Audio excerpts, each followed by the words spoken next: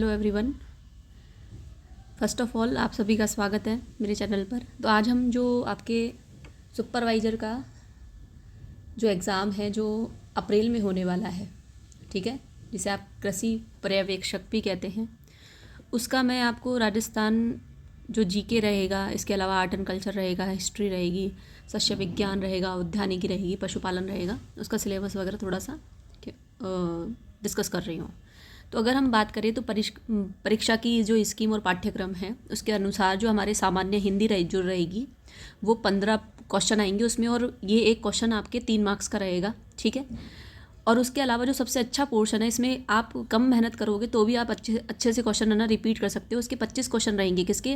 राजस्थान का सामान्य अध्ययन, इतिहास एवं संस्कृति के। राजस्थान का सामान्य अध्ययन, इतिहास एवं संस्कृति।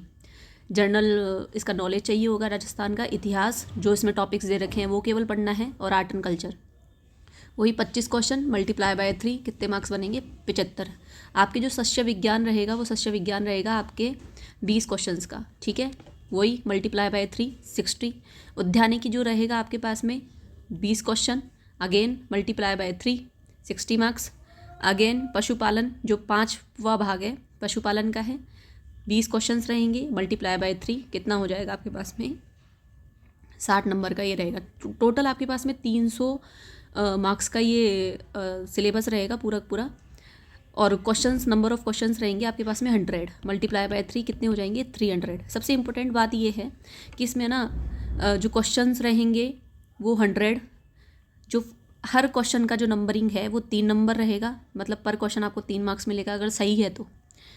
और इसमें मैक्सिमम जो मार्किंग रहेगी वो 300 मार्क्स रहेंगे, क्योंकि पर क्वेश्चन 3 मार्क्स है। और जो सबसे इम्पोर्टेंट बात है, इसमें 2 आवर्स मिलेंगे आपको, 2 घंटे मिलेंगे, 2 घंटे मिलेंगे, ठीक है। अगर 2 घंटे के हिसाब से मैं देखूँ तो 2 मल्टीप्लाई बाय 60 कितना हो गया? 120। मतलब 120 मिनट्स में आपको 100 क्वेश्चन सॉल्व करने हैं, जो कि ईजिली हो जाएंगे, कोई दिक्कत नहीं है, क्योंकि इसमें कैलकुलेशन वगैरह आपकी कुछ भी नहीं है, मैथ्स नहीं है इसमें। हाँ, क्वेश्चन अगर आपका गलत होता है तो नेगेटिव मार्किंग है। मतलब क्या बोल रहा है ये? अगर आपके 3 क्वेश्चन गलत होते हैं, है ना, तो आपके एक सही क्वेश्चन का जो नंबर आपको मिलना था वो हट जाएगा, ठीक है। तो 1/3 नेगेटिव मार्किंग रहेगी। सिलेबस डिस्कस कर लेते हैं अपन। सबसे पहले सामान्य हिंदी, ठीक है। सामान्य हिंदी में आपके पास में एक बुक आती है जो राजस्थान गवर्नमेंट की तरफ से जो बुक चलती है आपके, उसका मैं आपको नाम बता देती हूँ, वो आप ना आराम से उसको कवर कर सकते हो, ठीक है। और इसके अलावा भी वो बुक आप ना हर एग्जामिनेशन में प्रीफर कर सकते हो। उस बुक का नाम है आपके राजस्थान गवर्नमेंट की 9, 10, 11, 12 के लिए, सबके लिए वही चलती है, 9 से लेकर के 12 तक की कक्षा के लिए, हिंदी व्याकरण एवं रचना प्रबोध, ठीक है। इसमें आपको क्या दे रखा है? एक तो संधि विच्छेद, संधि और संधि विच्छेद, उपसर्ग और प्रत्यय। अगर आपको संधि और संधि विच्छेद ही समझ में आ जाते हैं तो उपसर्ग प्रत्यय अपने आप निकल जाएंगे इसमें से। फिर समस्त सामासिक पद की रचना, मतलब आपको समास पढ़ना पड़ेगा, जिसमें समास और समास विग्रह दोनों आ जाएगा। शब्द युग्म का अर्थ और भेद, कि भैया इसमें इसका जैसे कोई आपके पास में कोई 2 शब्द एक जैसे दिखने वाले हैं तो उन दोनों का शब्दों का आपके जैसे कुल और कूल जैसे ये शब्द दे रखे हैं तो उनके अर्थ अलग अलग हो जाएंगे, ठीक है। पर्यायवाची शब्द, विलोम शब्द, शब्द शुद्धि, दिए गए अशुद्ध शब्दों का शुद्ध लिखना, वाक्य शुद्धि, वर्तनी संबंधी अशुद्धियों को छोड़कर वाक्य संबंधी अन्य व्याकरणिक अशुद्धियों का शुद्धिकरण, वाक्यांश के लिए उपयुक्त शब्द, पारिभाषिक शब्दावली, प्रशासन से संबंधित अंग्रेजी शब्दों के समकक्ष हिंदी शब्द, मुहावरे, वाक्यों में केवल सार्थक प्रयोग अपेक्षित है, लोकोक्ति वाक्यों में केवल सार्थक प्रयोग अपेक्षित है। देखो, अगर मैं इसमें से सिलेबस बताऊँ ना तो आपको क्या क्या आप याद कर सकते हो, मतलब बिना किसी टीचर की हेल्प से। एक तो आप ये कर सकते हो, टॉपिक नंबर 4 आपको बुक की पीडीएफ भी मिल जाएगी, है ना, 9 से लेकर के जो है आपकी उसमें भी मिल जाएगी। और मेरे हिसाब से तो आपको ना पीडीएफ की बजाय आपको बुक लानी चाहिए, बुक में से पढ़ना चाहिए, ठीक है। एक तो ये टॉपिक आप कर सकते हो, ये खुद से कर सकते हो। और इसके अलावा आप एक ये वाला खुद से कर सकते हो, एक आपके पास में ये 9वां खुद से कर सकते हो, 10वां खुद से कर सकते हो, 11वां खुद से कर सकते हो, क्योंकि आपने हिंदी कहीं ना कहीं पढ़ी होगी। तो मैंने कौन कौन से टॉपिक बता दिया आपको? एक तो आपको मैंने बता दिया 4th टॉपिक बता दिया, ठीक है। एक मैंने आपको 5th बता दिया, एक 6th बता दिया है, सॉरी 6th नहीं बताया है।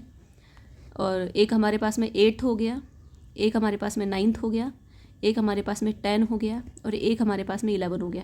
और आप यकीन में नहीं मानोगे, अगर ये 15 नंबर का आता है ना, 15 क्वेश्चन इसमें से आ रहे हैं, तो कम से कम नहीं तो आपको 8 क्वेश्चन इनमें से मिल जाएंगे ईजिली, 8+ ही मिलेंगे।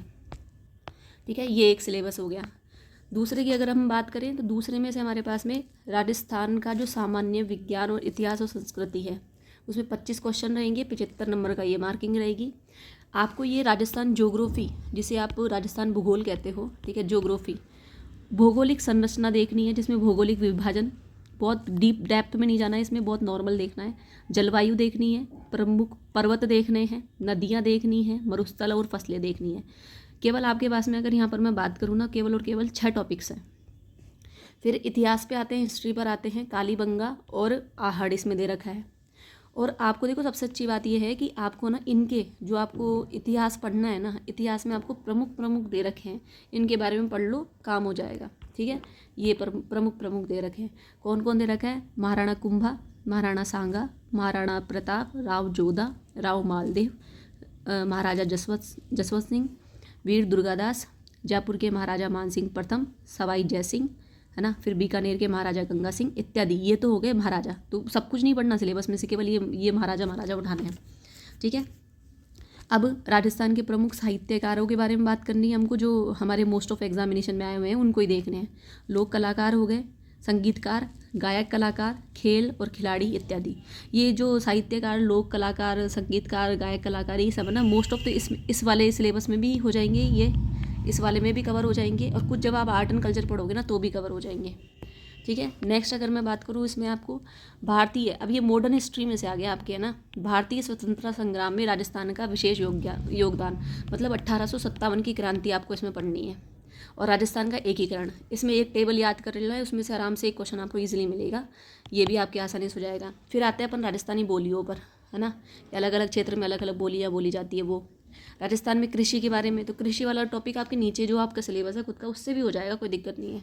तो कृषि आप अगर अलग से पढ़ना चाहते हो तो इसमें भी है। पशुपालन क्रियाओं की राजस्थानी शब्दावली, अलग अलग जो यहाँ पर शब्दावली होती है पशुपालन क्रियाओं की, जैसे ऊँट के बच्चे को क्या बोलते हैं, ऐसे अलग अलग देसी भाषा में। देखो कृषि टॉपिक वापस 2 बार आ गया इसमें, कृषि, पशुपालन, व्यावसायिक शब्दावली, ये इसी में ही वापस टॉपिक सेम इधर दे दिया ये। फिर अगर हम बात करें इसमें, फिर लोक देवी देवता प्रमुख, ये अब आर्ट एंड कल्चर में से आ गया ये वाला टॉपिक, अब आर्ट एंड कल्चर में से। ठीक है, तो लोक देवी देवता, प्रमुख संत और संप्रदाय, फिर पर्व आ गए, त्यौहार आ गए, पशु मेले वगैरह ये आ गए। फिर लोक कथा, लोकगीत, नृत्य, मुहावरे, कहावतें, फड़, लोकनाट्य, लोकवाद्य और कठपुतली कला। ये आर्ट एंड कल्चर के 4 से 5 टॉपिक है बस, कोई दिक्कत नहीं है इसमें, दे इतना सारा रखा है।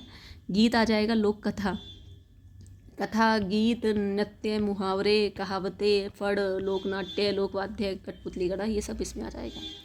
फिर नेक्स्ट जो जनजातियाँ होती है, जैसे अपने भील हो गई, जैसे अपनी कालबेलिया हो गई, गरासिया हो गई, सहरिया हो गई, इन सब के बारे में अपन इसमें पढ़ते हैं। स्त्री की और पुरुषों के जो अपने यहाँ आभूषण होते हैं, जैसे मेमंद हो गया, है ना, जैसे बीठनी हो गया, ये सब अपन पढ़ेंगे भैया ये किसके हैं, वस्त्र और आभूषण, आभूषण के नाम क्या है, कहाँ कहाँ पहना जाता है, ऐसे ऐसे। फिर चित्रकारी और हस्तशिल्प कला, है ना, इसमें अलग अलग है ना, जब अपन राजा महाराजा पढ़ते हैं तो उसमें भी आते हैं कई तो, और कई अपन को अलग अलग भी पढ़ना पड़ता है, जैसे उस्ता कला क्या होती है, ये नमदे गलीचे कहाँ के फेमस है, ये आपके ना आर्ट एंड कल्चर का पोर्शन सबसे ज़्यादा है यहाँ पर। दुर्ग आ गया, महल आ गया, हवेली आ गई, छतरी आ गई, बावड़िया, तालाब, मंदिर, मस्जिद आदि। संस्कार और रीति रिवाज वो ऊपर वाले उसमें से आ जाएगा। धार्मिक, ऐतिहासिक और पर्यटन, मतलब आर्ट एंड कल्चर आपके बहुत सारी है, आर्ट एंड कल्चर बहुत सारा टॉपिक है इसमें। ठीक है, अब शस्य विज्ञान में, शस्य विज्ञान का आप खुद देख लीजिएगा, मेरे को इतनी नॉलेज नहीं है, पर 20 क्वेश्चन आएंगे। ठीक है, और 60 नंबर इसका बनेगा, तो ये आपके सामने टॉपिक है, आप खुद देख लीजिएगा, पढ़ लीजिएगा। और फिर नेक्स्ट आपको दे रखा है इसमें उद्यानिकी, है ना, वही 20 क्वेश्चन आएंगे, 60 नंबर का रहेगा आपके पास में, देख लीजिए इसमें अच्छे से। फिर नेक्स्ट पशुपालन है, 5th है इसमें हमारे पास में, वही 20 क्वेश्चन है, 60 है। तो अगर आप करो तो इसका पोर्शन थोड़ा छोटा लग रहा है, तो आप देख लीजिएगा अपने हिसाब से, आप ज़्यादा जानते होंगे। ये गाय भैंस ये सब है ना, ये यहाँ पे याद कर लेते हैं, तो अपने उसमें भी आर्ट एंड कल्चर में भी उसमें पशुपालन वगैरह दे रखे हैं, तो अपन यही पढ़ते हैं, इनकी नस्लों के नाम पढ़ते हैं। ठीक है, तो ये नस्लें ऐसे कैसे आपको पहले से याद रहेगी, तो एक टॉपिक आपके ऐसे ही हो जाएगा। तो इसी के साथ मैं आपसे विदा लेती हूँ। तो ये आपके कृषि पर्यवेक्षक का जो आपके पास में एग्रीकल्चर सुपरवाइज़र की जो पोस्ट है उसका सिलेबस था, ज़्यादा टफ नहीं है, बहुत गिने चुने टॉपिक्स आपको पढ़ने हैं। ठीक है, okay, thank you so much, please like, share and subscribe.